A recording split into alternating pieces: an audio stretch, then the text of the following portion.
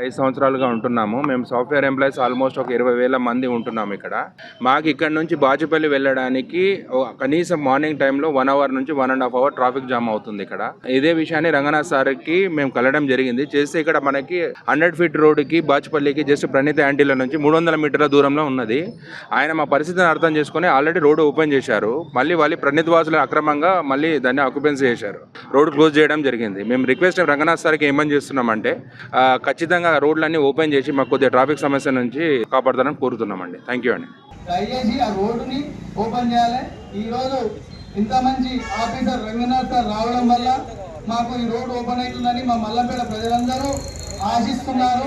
దయచేసి ఈ రోడ్డుని ఓపెన్ చేయాల్సిందిగా కోరుతున్నాం. మేము డిమాండ్స్ చేస్తలే రిక్వెస్ట్ అడుగుతున్నాం. మా ఊరు బాచుపల్లి విలేజ్ మ్యాప్ లో ఉన్న రోడ్డు వెంటనే Mallampet map village map Bachupalli village map లో ఉన్న రోడ్డు వెంటనే